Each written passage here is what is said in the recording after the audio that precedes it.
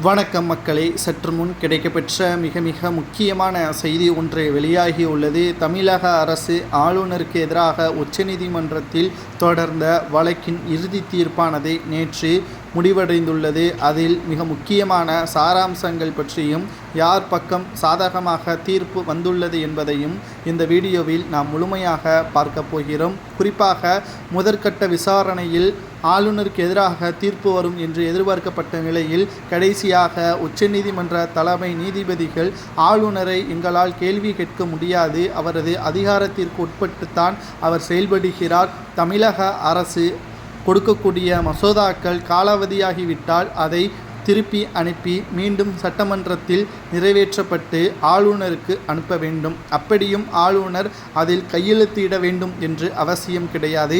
அது அவருடைய விருப்பம். அவர் கையெழுத்து போடுவதும் போடாமல் இருப்பதும் அவரது தனிப்பட்ட விருப்பம் என்றும் அதற்கான பிழைகளை அவர் கண்டிப்பாக வெளியிடுவார் என்றும் உச்சநீதிமன்றம் தெரிவித்திருக்கிறது.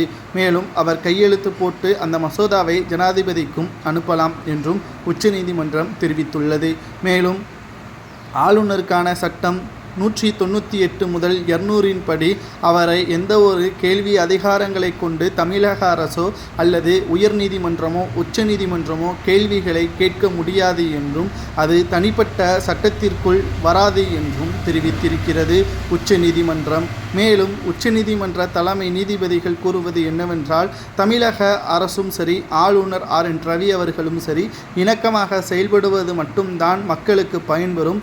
இருவருக்கிடையே மோதலால் மக்கள்தான் இதில் பாதிப்புக்கு உள்ளாகிறார்கள். தனிப்பட்ட கருத்தாகத்தான் இதை உச்சநீதிமன்றம் தெரிவிக்கிறது என்பதையும் நீதிபதி தெளிவாக கூறியிருக்கிறார்கள். மேலும் தமிழக முதல்வர் MK ஸ்டாலின் அவர்கள் நேரடியாக ஆளுநரிடம் சென்று தன்னுடைய கோரிக்கைகளை கனிவுடன் பண்பாக தெரிவிக்க வேண்டும். அதற்கு பிறகு மக்களை பற்றியான சிந்தனை ஆளுநர் RN ரவி அவர்களிடம் எடுத்துரைத்து முதல்வர் ஸ்டாலின் அவர்கள் எந்த ஒரு எதிர்ப்புகளையும் தெரிவிக்காமல் அன்போடு பேசினால் நிச்சயமாக ஆளுநர் அதற்கான உண்மையான விளக்கத்தை கொடுப்பதற்கு வாய்ப்புகள் இருப்பதாகவும் உச்சநீதிமன்றம் இறுதி தீர்ப்பாக வெளியிட்டிருக்கிறது. மேலும் ஆளுநர் RN ரவி அவர்கள் துணைவேந்தர்கள் நியமனத்தில் தலையிடக்கூடாது என்று உச்சநீதிமன்றத்தில் வழக்கு தொடர்ந்த தமிழக அரசு அதை ஏற்க முடியாது என்றும், ஏனென்றால் அது ஆளுநர் பணியில் ஒன்றுதான் துணைவேந்தர்கள் நியமனம் என்பதும் தற்பொழுது உச்சநீதிமன்றம் தெரிவித்திருக்கிறது.